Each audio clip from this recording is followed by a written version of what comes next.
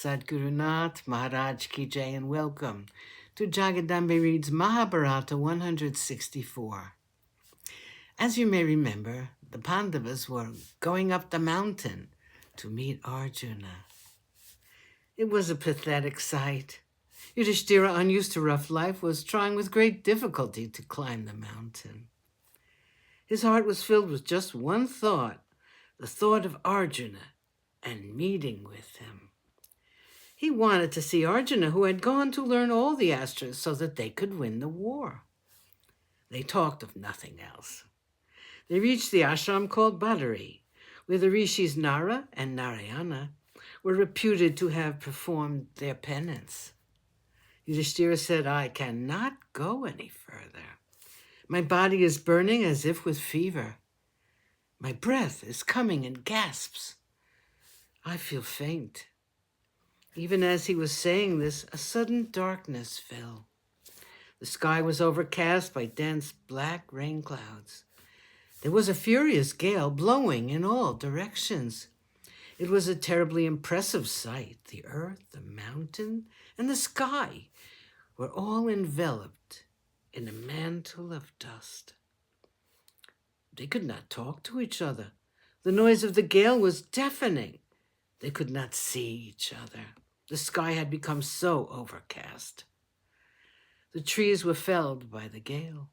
Trees which had trunks as thick as small mountains fell down, pushed out of the soil.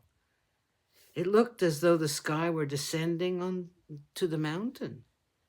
The line where the mountain peaks ended and the rain clouds began was invisible.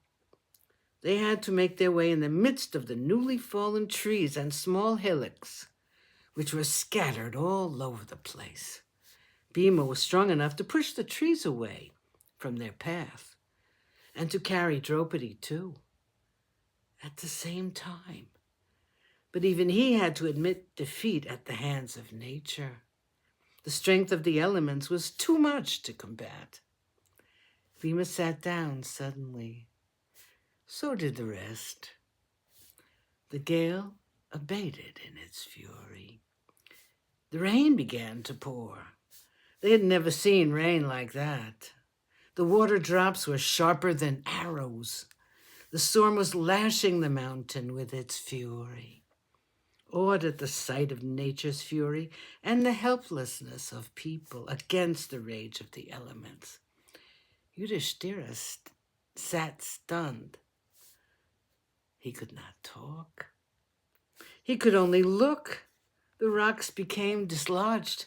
The water flowed like some millions of mountain torrents. It looked like the fury of a man who had held his anger in leash for a long time and then suddenly let himself go. Yudhishthira thought that if he were to give way to his anger, it would be somewhat like this. The rivers flowed round the trees, and undermining them, they flowed on. The trees fell suddenly, one by one. It was a magnificent sight. Nothing could equal its grandeur. At last, the rain stopped. The sky became clear suddenly. The sun, till now hidden behind black clouds, appeared in all his glory. The world smiled at the sight of the God of light and life. It seemed to say that all was right once again. The sight cheered the weary pilgrims. They began their ascent once more. They had not gone far when weakness overcame the delicate princess Draupadi. She fainted with the strain of the journey. Her knees gave way and she collapsed. Nakula ran to her. He raised her and placed her head on his lap. Yudhishthira and the others rushed to her side. Yudhishthira took her head on his lap and tried to revive her. He was overcome with pity for her and anger against himself, for he was the cause of her unhappiness.